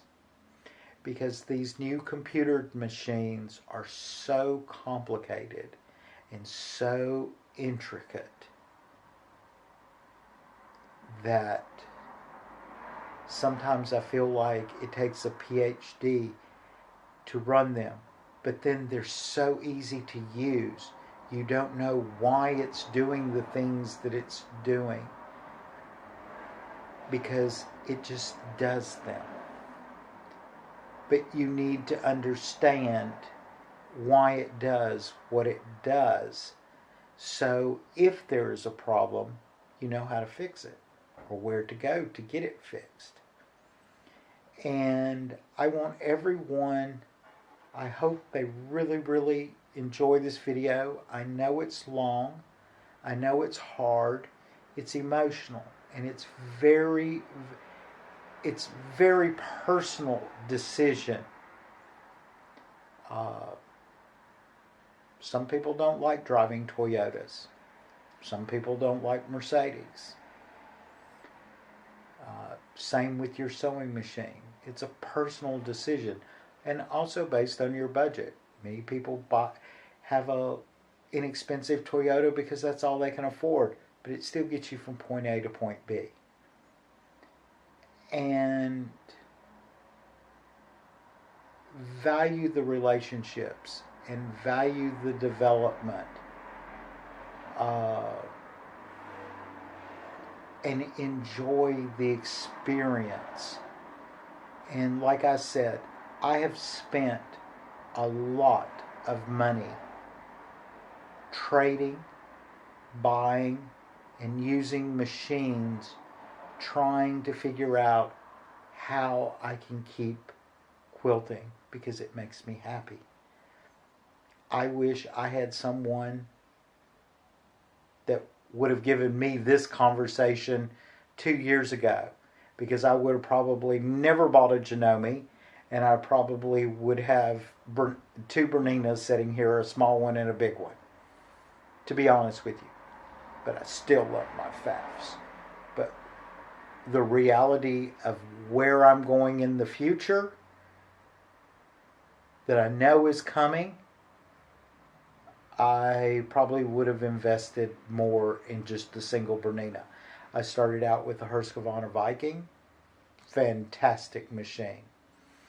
And I have friends that have brothers. A few have the Novus V5. I think it's the Dream Maker in America. And I have a few friends that also have the Novus 15 or XV, which is the Dream Machine too. And they're wonderful machines. They do a lot of stuff for you, but they don't do everything perfectly, and they don't do everything. No machine does everything. And that's also why it's personal. You may want to do something on a machine that one machine can't do and another can. And it's important when we look at our machines and we talk and we give advice, say, yes, I have a Janome, I love it. Do not say that that is the only machine you should buy, that they are the best. Because let me tell you, they are not the best. Same with Bernina. And Bernina and Janome people are the most fan dogs. They're like Apple people. It's either Apple or nothing. But there's some really nice machines out there. They're not Janome and are not Bernina. And for the Bernina owners and the Janome owners, take this at heart. Because let me tell you, your Janome is a nice machine, but there are things that a Bernina can do that your Janome can't, and vice versa. Bernina people, there are a lot of things that a Janome can do that your Bernina cannot. And depending on how you sew. Seth just bought a Juki straight stitch. Absolutely loves it. But that's how he sews. That's what he does. I do a lot of embroidery with lace making, which is a whole different set of criterias than someone who is quilting in the hoop only. Lace making is quite complicated, but it's an easy thing to do, and we'll make some lace in some future videos, because I've got to start making my Christmas lace or I won't make it. But lace can take all day to make one doily or one snowflake or one piece. And if you're making a bigger lace piece, it could take you a week or two to make like a 12 by 12 inch square. It could take you a week to make it. It could have several 100,000 stitches in it. Think about that. And this lace table runner that I've showed that's made with metallic thread, it is 32 inches long, 8 inches wide, and it has just shy of 400,000 stitches. And a machine, most domestic machines are between 900 and 1,000 stitches a minute. But that's them running perfectly. They never run perfectly, and they never run as fast as they can. And I never run them as fast as they can. I was using metallic thread, which means you needed to slow it down to 300 to 400 stitches a minute to keep the friction off the metallic thread. And it just takes time. A lot of things take time. So don't get in a rush. Don't feel intimidated. Some people do a quilt a week. I do basically 1 or 2 quilts a year. And it's more likely the one a year. And some of them even take more than a year. And I'm happy with people who make 2 or 3 quilts a month. But I could never do that. I make different quilts. I make a different style quilt. If you're a paper piecer or an appliquer, then you want something different than a basic piecer. And one machine is good for one thing and one machine is good for the next. So take this at heart, and I hope you enjoyed it, because it was really hard. And I really hope the lady that I was talking to with the 790, I don't want to say her name on here, didn't take offense by what I said, but it shocked me.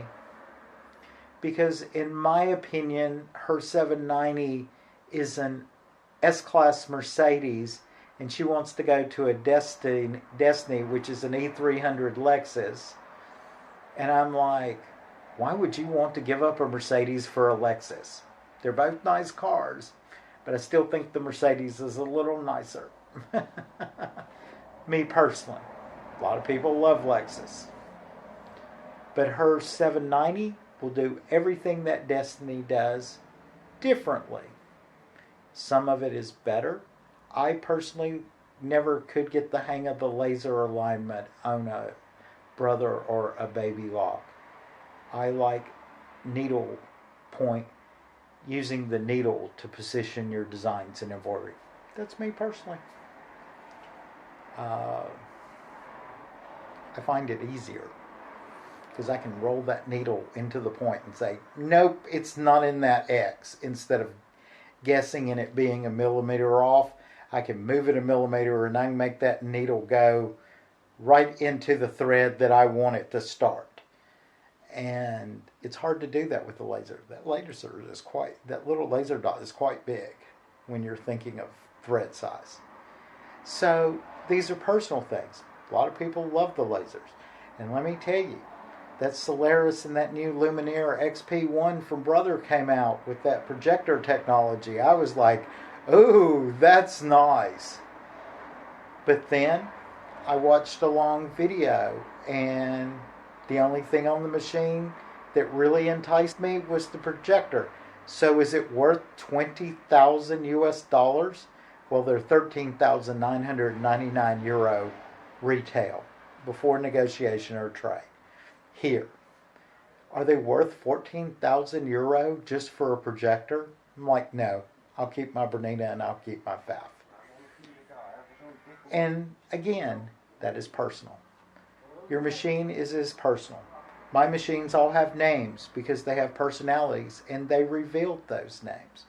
My Janome is named Niko, Niko, after a demanding, high-maintenance little Japanese woman.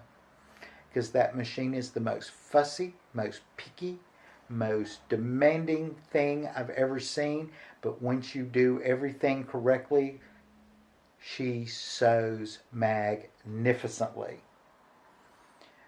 My new Pfaff is called Rudy because I haven't decided if it's a butch woman or a effeminate male yet, so Rudy seemed appropriate because it does some really frilly things and it does some really masculine things. So it suited that machine. My old Pfaff, sew only, his name was Peter. He was a he. Definitely a he. And because he was a good German working middle class person, would work all day long and not complain, but he wanted his shower, his cleaning at the end of the day kind of thing. My Bernina is called Brunhilde, after a good hefty Swiss milkmaid, because that machine isn't fancy. It is not sophisticated, but it will sew, and it will sew forever. My Husqvarna Viking, her name was Gertie. Good Swedish name. And she's gone to Valhalla. I worked her to death, and she died a good death. And, but they all mean something to me. And they're all important to me, and I take care of them.